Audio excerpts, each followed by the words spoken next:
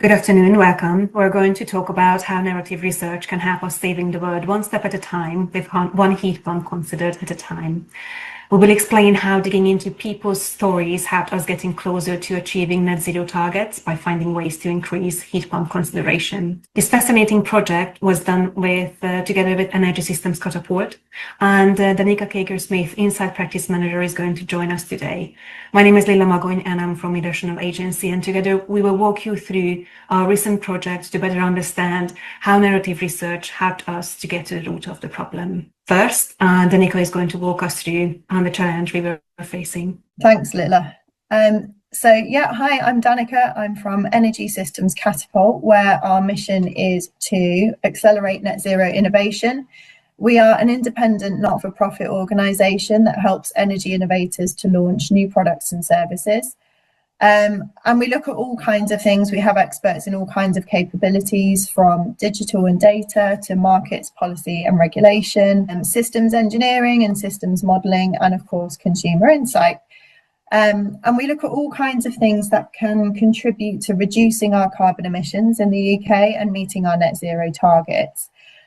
Those carbon emissions can come from a variety of sources: transport, industry, generating electricity, agriculture, and of course buildings as well. And that's where we start with our problem. So about 15% of the UK's carbon emissions come from home heating. And for the vast majority of homes, probably about 80 to 85%, they're using gas central heating. Only a few percent of households are using low carbon heating systems like heat pumps.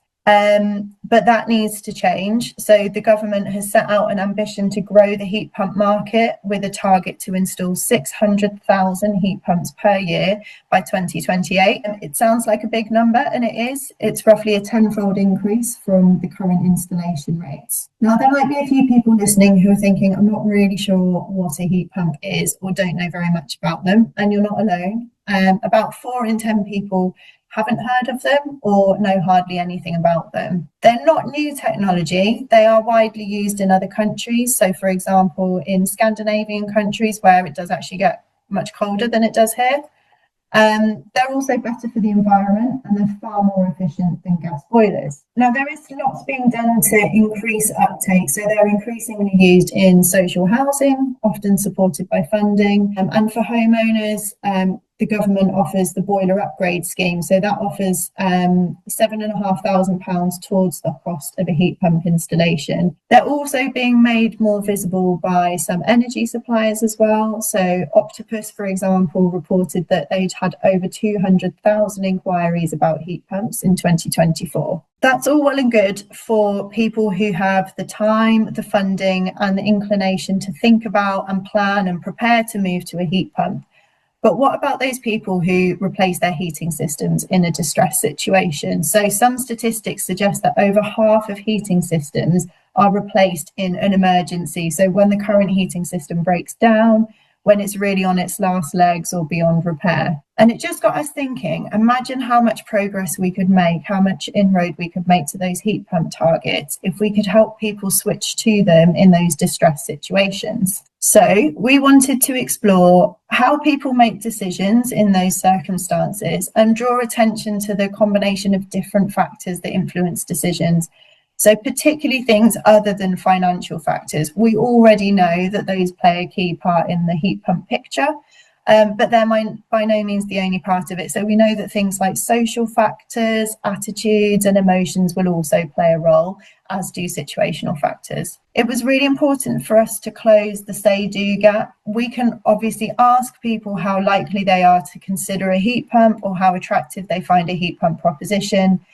But we know that in reality, there are all sorts of what ifs that influence people's decisions. It was also really important to us that we could use the findings from this research to start developing some very tangible recommendations.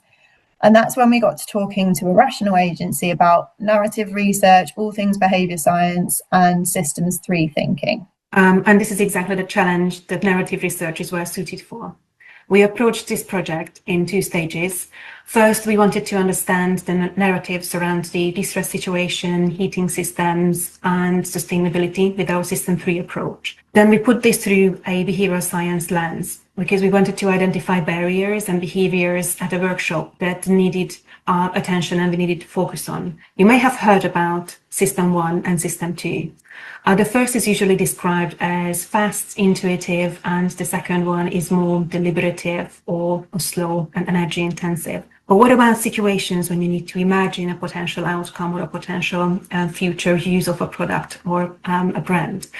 And this is what System 3 captures. System 3 is our unique methodology that collects rich narratives at scale. Narratives or stories are incredibly important. It shapes how we see our world, and a lot of information is passed down in the forms of cautionary tales and stories. Our brains are wired to think in stories. That gives the strength of our System 3 approach. We collect thousands of these stories to map perceptions and potential mental journeys. One example of a story may be a classic journey that you may know from many movies across many different genres.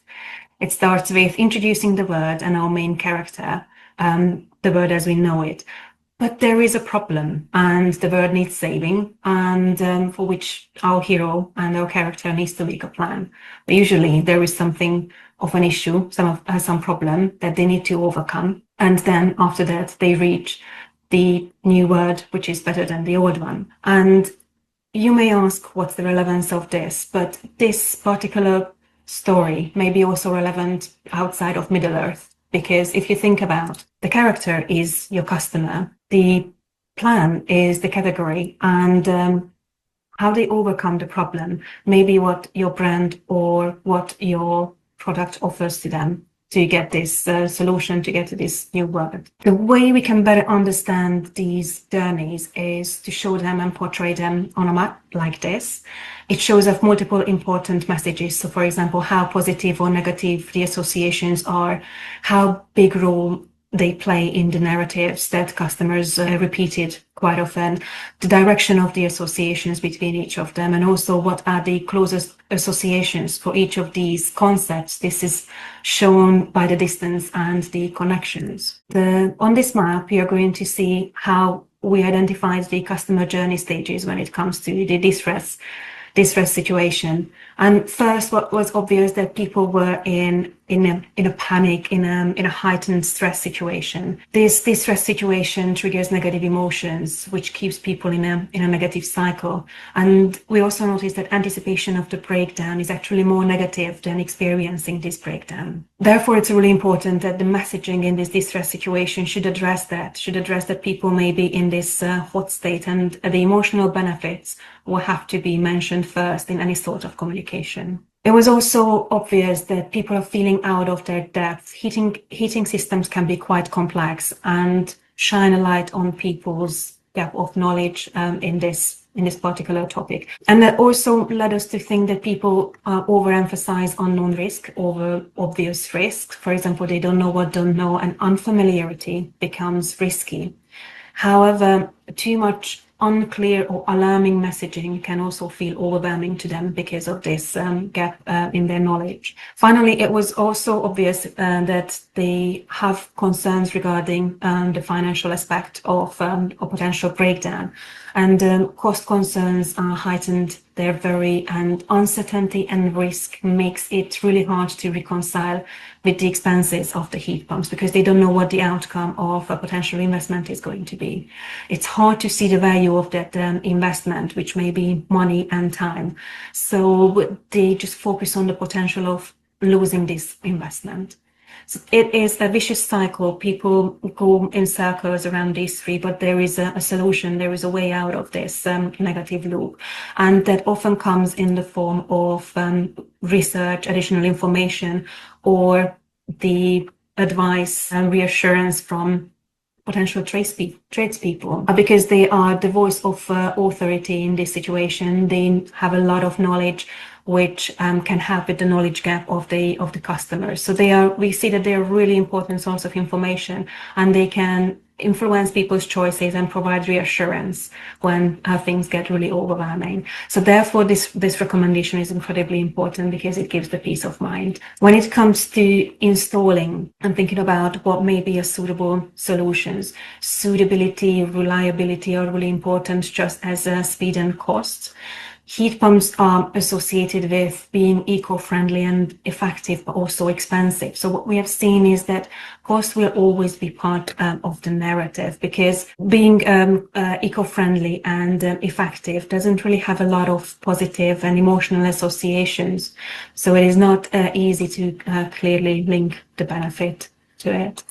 And finally, when it comes to experiencing the working heating systems, people expect comfort and performance and being effective, but concerns around aesthetics and potential noise also appears, potential associations, probably because of the absence of more positive associations. So across all journey stages, we could identify some common problems that needed addressing. One of them was obviously the cost, because people associate cost and being expensive with heat pumps, but there are ways how we can tackle this potential barrier or problem. So for example, we can offer heat pumps in familiar installment options like student loans, or emphasize the monthly savings, and position the cost as a sign of reliability and low maintenance. Uncertainty was also a big factor when we talk about heat pumps in any journey stages. It holds people back. It could be decreased by a trusted advice from tradespeople, preferably even before the breakdown.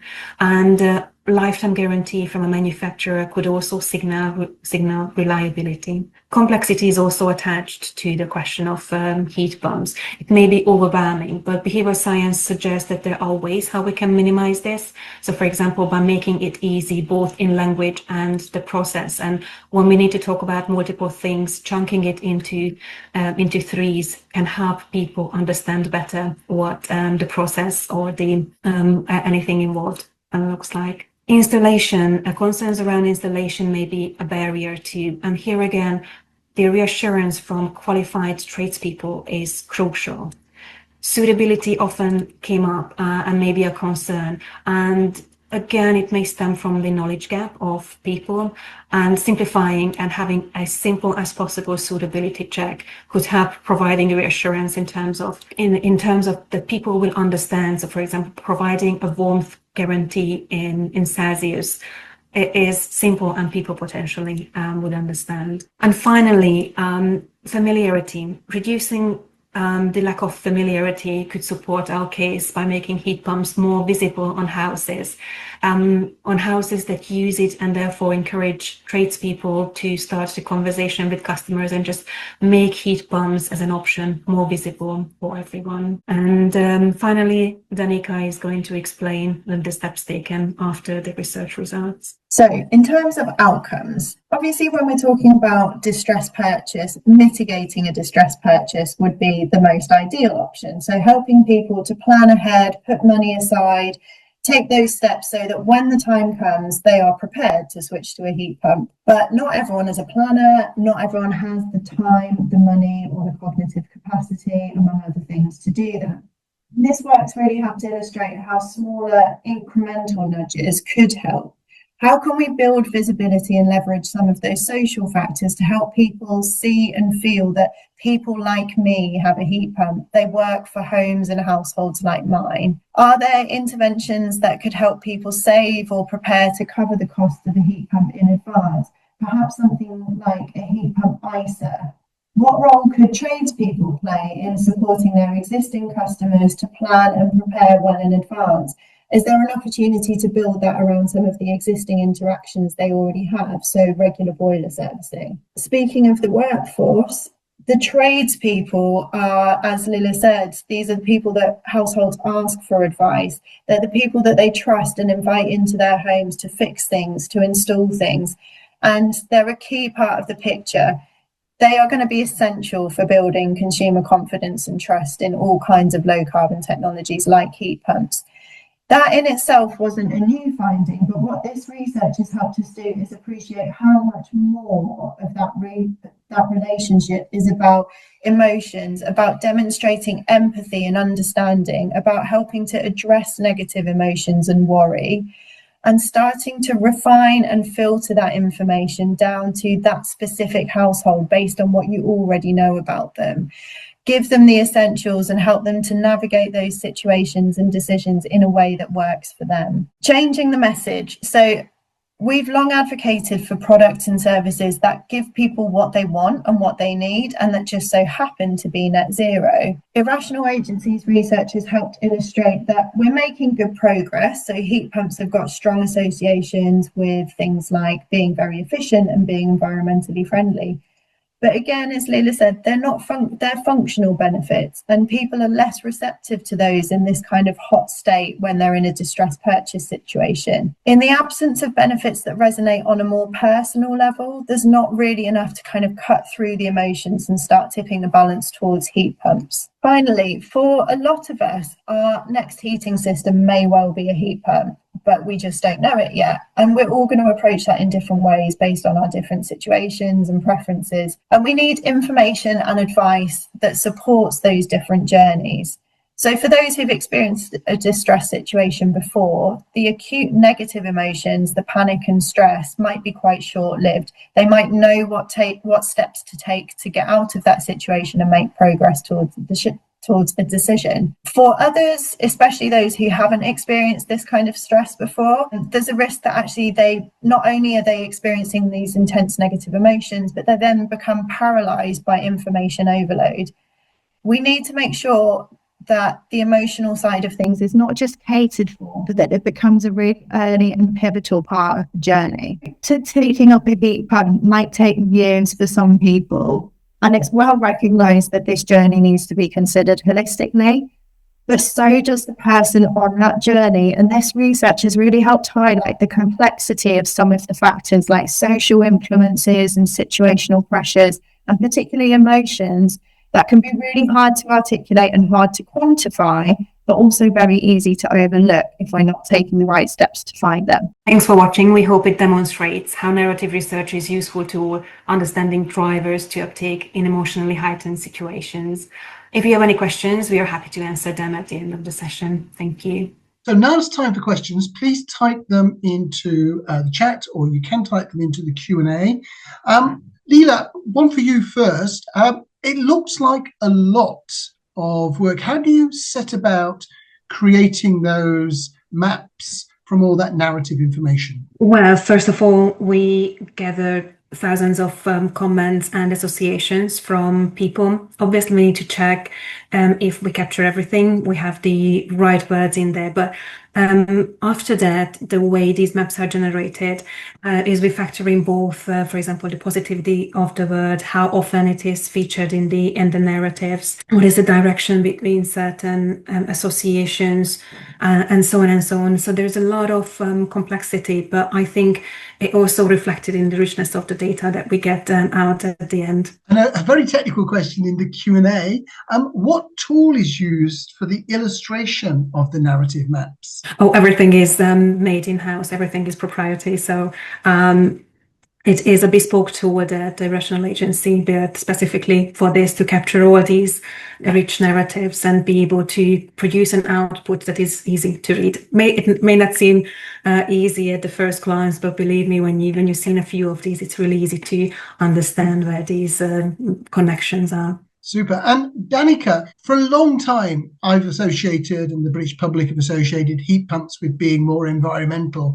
Was it difficult to persuade the providers, the organisers, the relative bodies to play that message down and to play up these more important messages, particularly in terms of distress purchase? I think we're still working on that one. I think, for a lot of people, it is a really important message, and particularly over the last few years when heat pumps have been, they are early adopters are motivated by the environmental benefits that they offer. But I think as we need, there's a huge scale up that we need to see, and to make them more appealing to mainstream adopters, who don't have the time to invest in working out how to run it and things like that. What's really important is, am I going to be as comfortable as I was before? A lot of the time they'll be more comfortable. Am I going to be spending, what am I going to be spending compared to what I'm going to be spending now? But also, as Lilla said, addressing that uncertainty. People don't need, if they already understand the environmental benefits, they don't need reassurance or further messaging on that. They need stuff that kind of targets that uncertainty around comfort and cost. Brilliant. And we've got time for one more question. So I think possibly more to you, Lilla, but Danica, if you want to join in as well. So could you expand on the research methodologies that you used for this heat pump project? Oh, wow, how long we have. Not too long, but just a highlight. There's 2 or 3 points, just if you could emphasize those. Absolutely. So as we said, it's what we call the System 3 methodology, which collects thousands of associations. And basically we ask people first to give their opinion in their open-ended question, which is really helpful to understand if there is anything that needs to be added. But we ladder their associations. So first we ask, what do you think about this certain situation? And then we gather the further associations of each of every concept or word, and therefore we also understand not necessarily what is a concept attached or what is an association, but also what does that mean. And I think this is what really helped us in this project, the what does this mean and how does this help us answer all these questions regarding heat pump constellations. Brilliant. Thank you so much. Obviously happy to send more details if anyone would love to hear more.